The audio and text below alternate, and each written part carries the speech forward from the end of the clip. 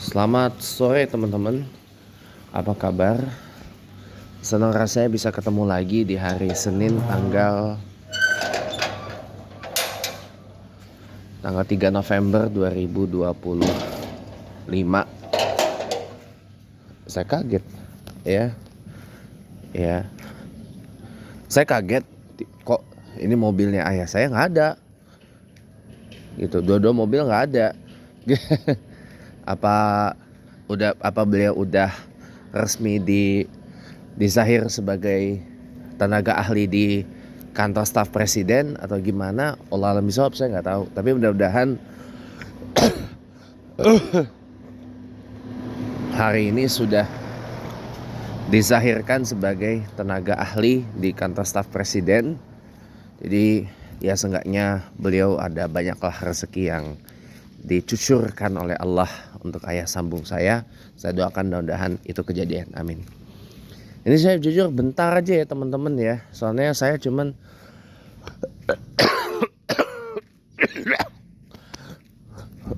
keluar buat sholat maghrib doang. Lupa. Aduh teman-teman, saya ada sesuatu yang saya lupa. Air minum kecil aja. Karena saya cuma sebentar keluarnya, jadi saya nggak perlu bawa botol yang biasa. Itu buat nanti besok saya maraton lagi kerja di Depok. Dan balik lagi ya teman-teman. Nanti habis ini saya akan cerita pengeluaran untuk sekedar ongkos aja. Yang saya pernah cerita itu dari Pondok Ranji ke Depok Baru. Dan berapa lama waktu tempuhnya dan berapa lama waktunya kalau hitung waktu bersihnya nih, nggak termasuk waktu pada saat jeda nunggu dan sebagainya. Nanti habis ini kita bakal cerita lebih lanjut lagi. Setelah saya ada sesuatu yang saya lupa mau saya ambil dulu, bentar ya teman-teman. Jadi kita rehat dulu sebentar. Oke, kita lanjut teman-teman. Saya tadi sebelum jeda mau cerita dulu. Jadi ongkos saya bolak-balik dari sini ke Depok ya, spesifiknya di daerah Margonda, nggak terlalu jauh sih dari Margonda Raya itu.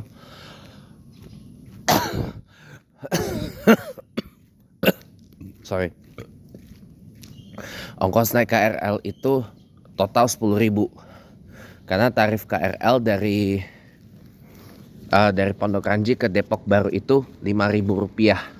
Tadinya Rp4.000 waktu hitungan 25 km pertama itu masih Rp2.000. Begitu naik jadi Rp3.000, maka jadi ya Rp5.000. Jadi total habis PP naik KRL itu 10.000. Tapi di minggu lalu saya pernah mencoba pulang dengan moda transportasi yang lain. Saya pakai bus Transjakarta. Saya hanya stop sampai Manggarai. Dan tarif dari Manggarai ke Depok Baru itu cuma Rp3.000 saja. Jadi total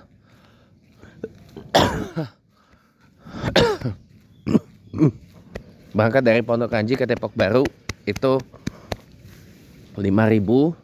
Kemudian dari Depok Baru ke Manggarai 3.000, berarti habis 8.000. Dan pulangnya saya naik Transjakarta tambah 3.500, maka total menjadi sebesar Rp11.500. Memang lebih mahal, tapi karena itu saya mau mencoba dengan moda transportasi itu pulangnya. Dan memang agak mahal karena tarifnya nambah. Bayar lagi.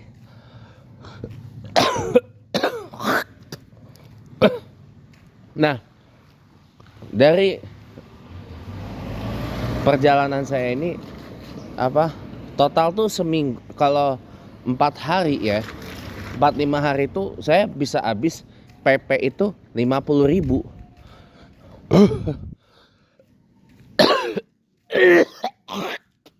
Makanya saya bilang, aduh maaf, saya masih pemulihan ya. Kalau 50.000 ya, berarti kan saya berpikir ini keputusan saya buat rencana saya buat ngekos nanti di sana di Depok itu udah tepat dong.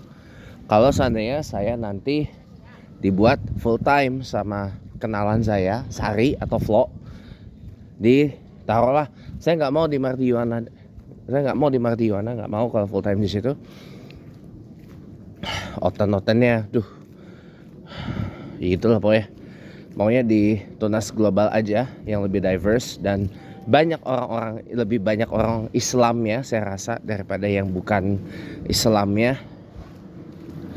Apalagi kapsaknya baik SD atau SMP-nya itu adalah orang Islam. Apalagi kepala TK-nya, kan dia ada TK tuh. Dia itu juga orang Islam gitu. Jadi insya Allah bisa lebih berkah dan lebih manfaat buat saya gitu. Dan mudah-mudahan pihak Tunas Global ini berubah pikiran lah gitu. Berubah pikiran untuk seenggaknya hire saya gitu. Iya. Nggak apa-apa, kejar aja terus. Iya. Jadi nggak apa-apa, 10 juta per bulan saya ngekos di sana. Jadi seenggaknya tuh bisa lebih efisien. Kenapa? Saya beritahu Anda, kosan saya itu saya sudah pilih lokasinya di apartemen Samesta Mahata, Margonda. Saya cek harga di Travelio, ada yang 3 juta, ada yang 5 juta per bulan. Kan lumayan tuh, 5 juta per bulan, tiap bulan dapat 10, 5 jutanya bayar kosan per bulan gitu ya. Kalau kontraknya berdurasi 10 bulan, maka totalnya bisa 50 juta pengeluaran buat bayar kos. Ya, buat bayar kos. Nah, itu jarak dari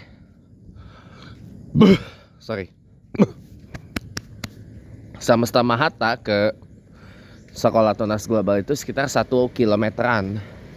Jadi masih ke sono lagi.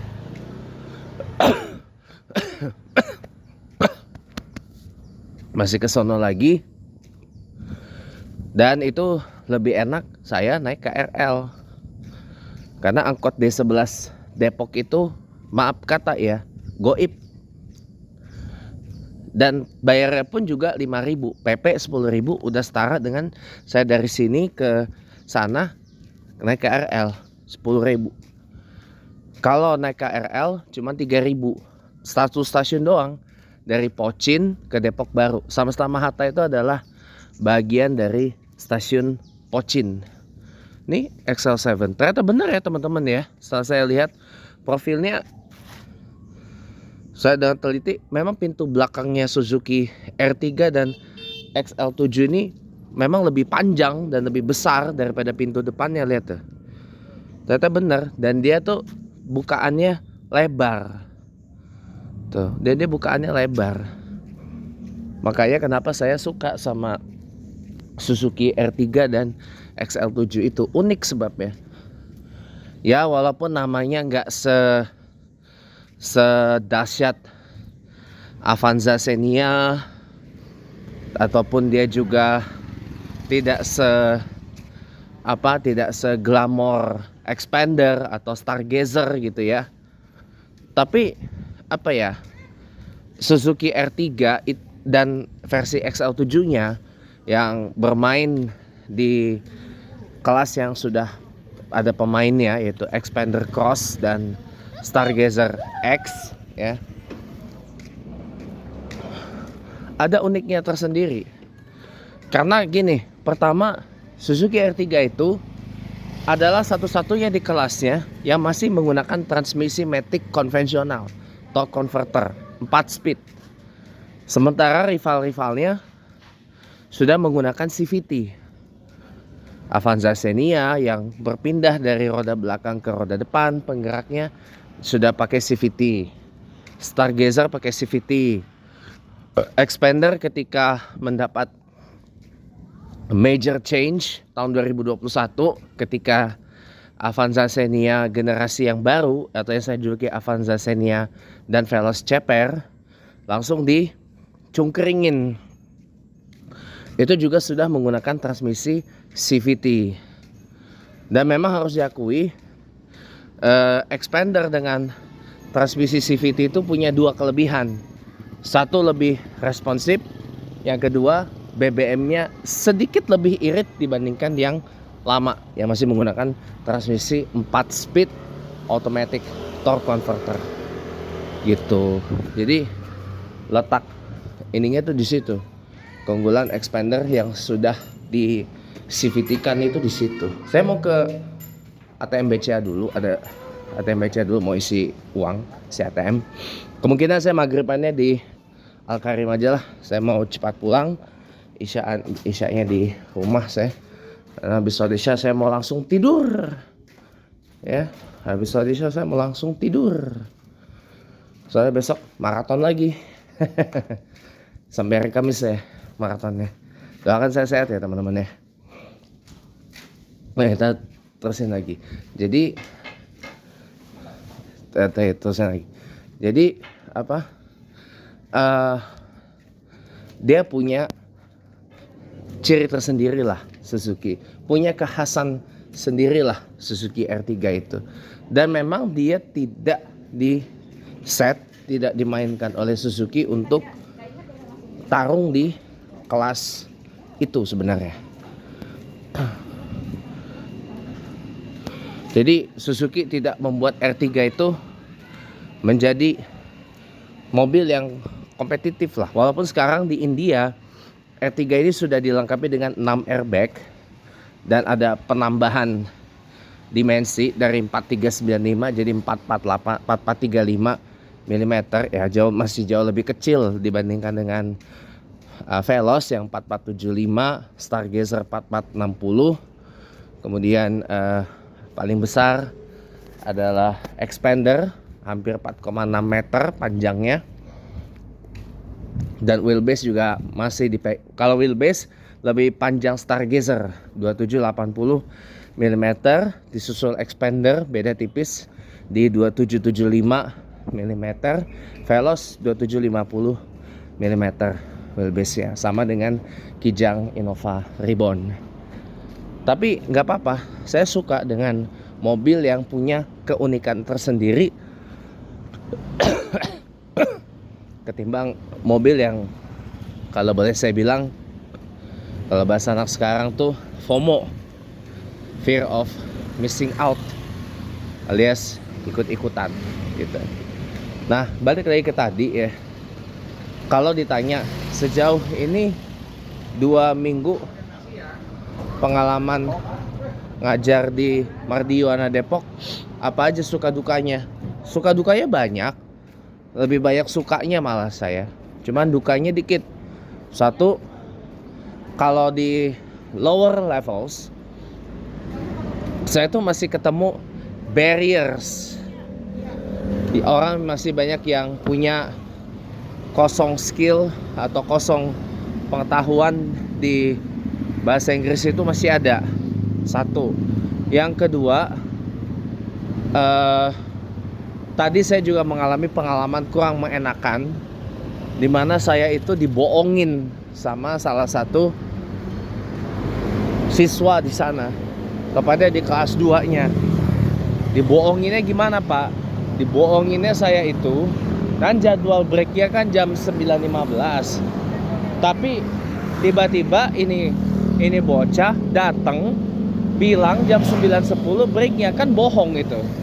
Itu namanya kan pendustaan yang luar biasa itu. Jujur saya tidak suka dengan yang seperti itu gitu loh. Jadi makanya saya tegur keras. Sebab saya orangnya nggak suka dibohongin seperti itu. Oke.